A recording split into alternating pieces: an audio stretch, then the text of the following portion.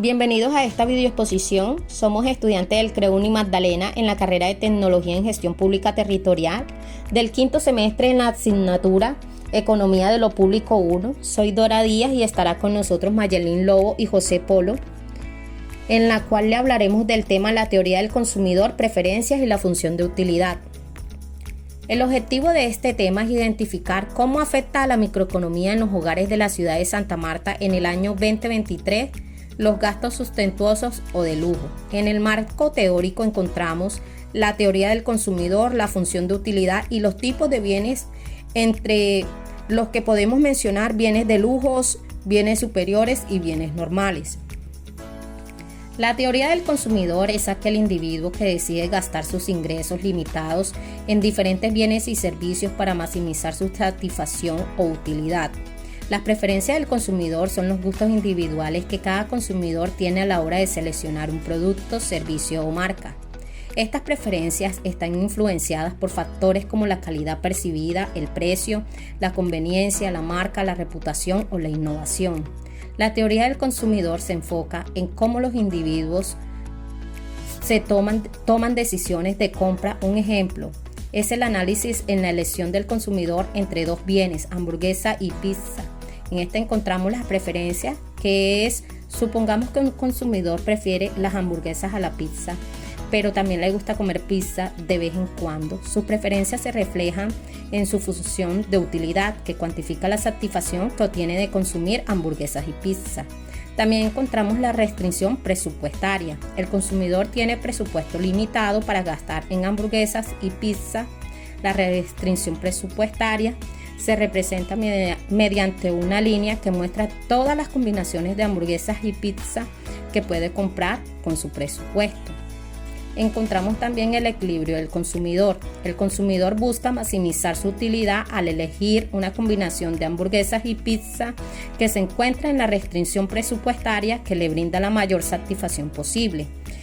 Este ejemplo nos dice cómo la teoría del consumidor puede ayudarnos a comprender por qué las personas toman decisiones de compra y cómo estas decisiones están influenciadas por sus preferencias y su restricción presupuestaria.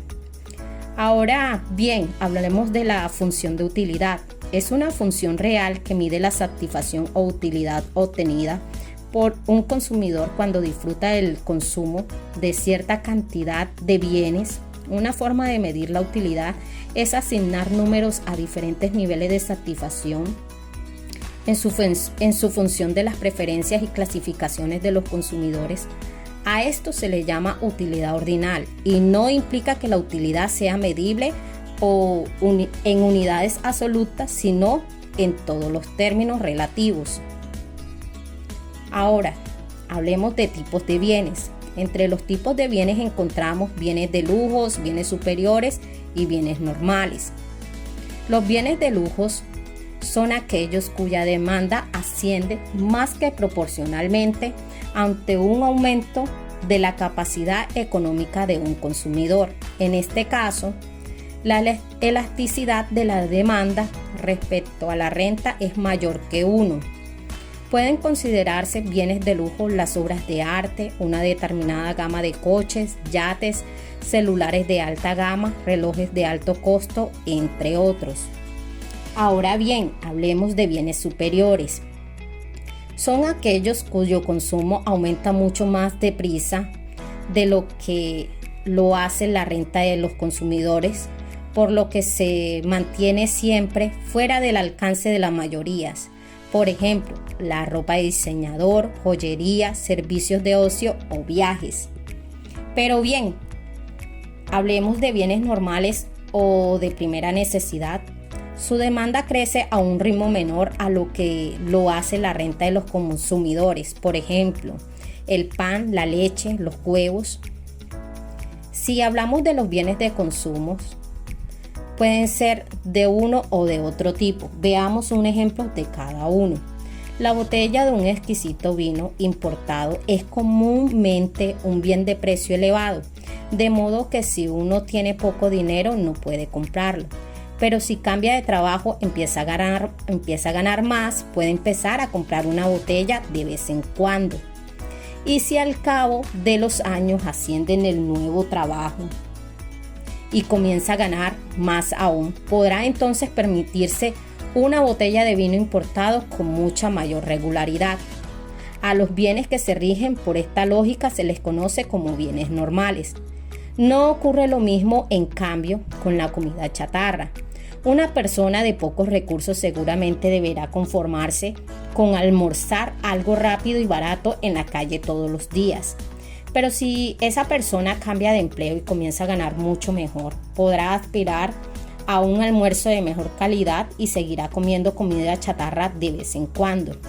Y si al cabo de unos años asciende en el trabajo y gana mucho más, es posible que nunca más coma comida chatarra, pues ahora puede elegir entre otras opciones más saludables y apetecibles.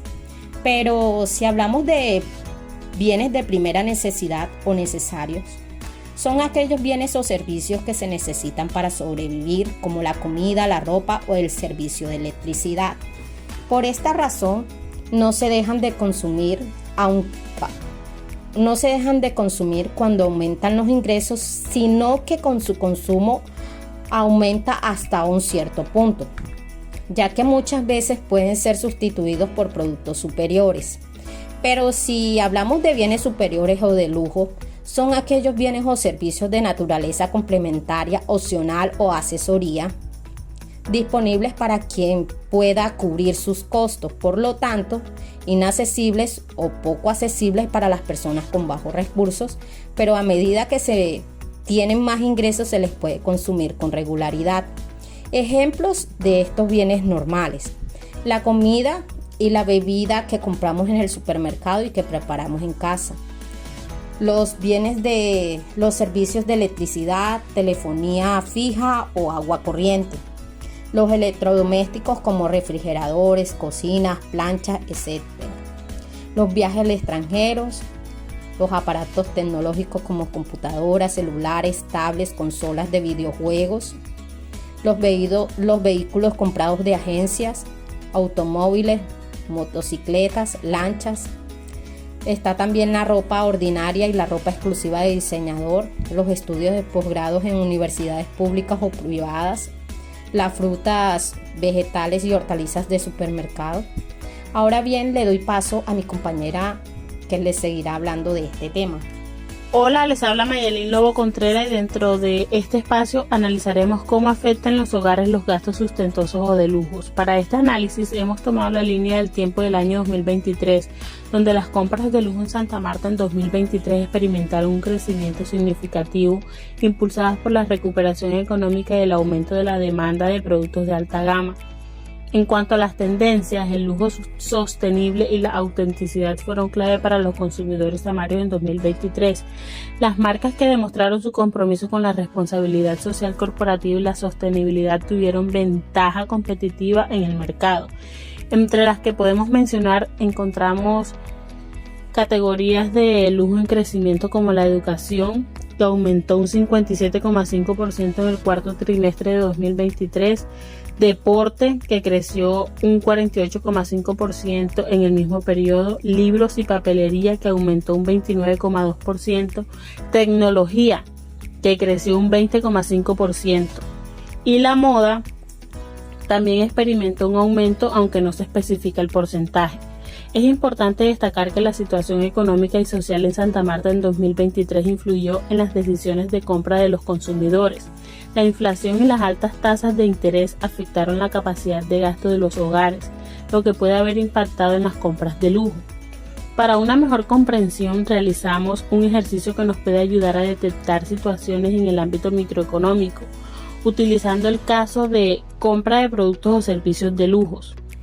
Cuando estas compras suceden en las familias pudientes, la economía no se ve muy afectada, pero cuando sucede en familias de escasos recursos o recursos limitados, se ve una gran afectación en la microeconomía, debido a que se genera un endeudamiento financiero que en muchos de estos casos terminan reportados en las centrales de riesgos por estas entidades financieras y pueden llegar al punto de perder propiedades como sus viviendas por motivos de embargo, y en muchos casos termina afectando la adquisición de los productos de la canasta familiar, sin dejar de ser un problema para estas familias.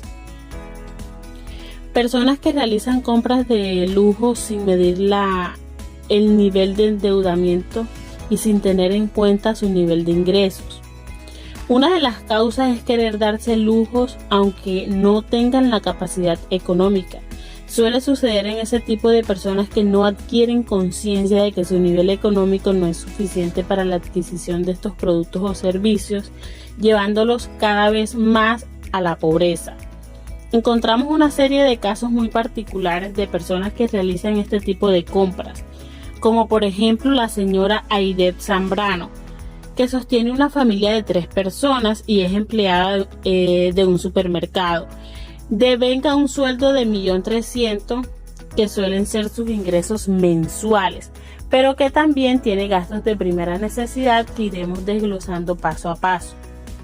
Cancela arriendo por valor de 300.000 pesos, servicios de gas, luz, agua e internet por 160.000 pesos, gastos de productos básicos de la canasta familiar 700.000 pesos y gastos diversos 120.000 pesos. El total de sus gastos ascienden a 1.280.000 pesos, sin tener en cuenta que el valor de su sueldo va restringido con el valor de sus gastos. Tomó un crédito con una entidad que vende electrodomésticos para adquirir un celular de alta gama que tiene un precio de 3.800.000 pesos, para cancelar cuotas mensuales por valor de 212.000 pesos durante 18 meses. Este resultado nos arroja un reporte que la señora Aidet Zambrano, a partir de la primera cancelación de la cuota, comienza a padecer problemas financieros afectando directamente a toda la familia. Le cedo el paso a mi compañero. Hola, les habla José Luis Polo. Dentro de esta parte les socializaré la transformación del árbol de problemas.